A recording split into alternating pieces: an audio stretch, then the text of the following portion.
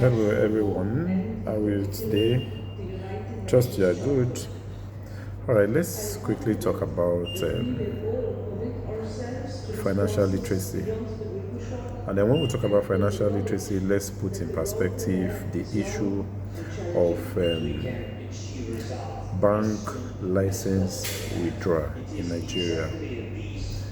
There is a lot of misinformation that goes around, and then if we don't make attempts at correcting them, a whole lot of people will be misled into taking wrong decisions. Let's consider the issue of Heritage Bank, whose license was just withdrawn a couple of days back. It's not up to 2 weeks, or approximately 2 weeks now, that the license was withdrawn by the Central Bank of Nigeria. However, the responsibility to withdraw bank's license lies with the Central Bank of Nigeria. And then they don't do that in a hurry. They review performances of a financial institution over a period of time, and then do some tests on them to be sure that they are standing firm. In the case of Heritage Bank that just happened, the CBN came to tell us that they did a test, gave them some time to turn around their fortunes, in which case it never happened. So they eventually had to withdraw the license. So the implication of that to a depositor of Heritage Bank is their funds are currently on hold. And I will explain what I mean by their funds are currently on hold. Because of the bad position, the financial status of that bank, Heritage Bank, they won't have immediate access to their money. Even though by law, statutorily, there's an insured sum of 5 million naira for every depositor of a commercial bank in Nigeria. So the implication of that is each depositor would have access to 5 million naira through the help of NDIC immediately.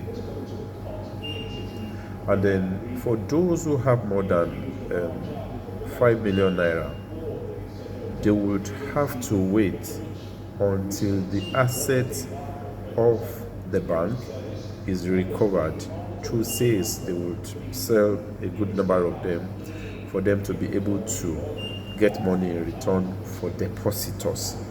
So it is not a total loss for anybody who has money with Heritage Bank, especially with the insured sum by NDIC. So if you have more than 5 million naira, it means that by the time NDIC sell the asset of the bank, for example Heritage Bank, they will get back to the depositors to come, and it comes in the form of percentage. It has happened before in this country. And then those who are involved were paid. So it will come in the form of maybe percentage of a particular sum that you had with the bank outside the insured sum. So as they liquidate the assets of that bank, they then recover some more money for the depositor and give it back to them in return. So by so doing, by the time they liquidate all the assets of the financial bank that runs into that troubled water, they will be able to return monies to all the depositors of the bank. Yes, it is not something one wants to go into, and then it is not interesting. You wouldn't want to go into that if you will have the option of keeping your money than going through that process. You obviously will want to keep your money. So that's talking about that. Then okay, as an after effect or aftermath of that announcement, some people went to town and start saying stories, saying things that are not correct about other banks. They mention names of banks, that this bank is not healthy, that bank is not healthy, and all of that. But truth is, it is not true. The CBN has the ability, the capability, the wherewithal to determine the strength of any financial institution. And even by law, the power to do so is vested in the CBN. And the CBN has come out to say it is only Heritage Bank that could not pass that test. So by implication, all other banks are healthy. But for people, for bloggers who want traffic to their page, who want to attract attention and do all sorts, they went to town with news. And then, you know what? They went to town with a publication by CBN in January that dissolved the board of directors of a number of banks. So they mentioned that publication. In fact, they put that publication forward, that CBN has dissolved the board of this bank, that bank, and the other bank. But because when it comes to the issue of money, people don't have chill. They are not ready to be careful. Let me have my money in my pocket first, then we can talk stories later. So people do not take the time to check the date under the CBN publication that those guys are publishing on their pages. If you go down that page of the CBN publication, you will see that the publication was done on January 10, 2024.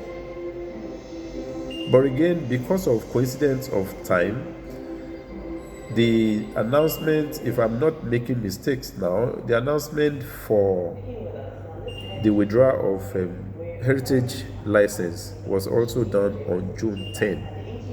So some people will just quickly run through the publication of CBN, maybe go down just January 10, maybe because of the emotion that is attached. They just take it for June 10 and begin to act on that. It is not true. License that was withdrawn was for just a single bank. No other bank is involved.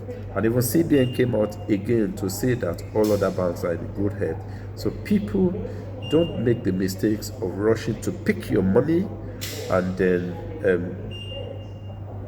not do the right thing with it at the end of the day. Because in the process of sending your money around unprepared, you might end up sending the money to the wrong people or to the wrong places.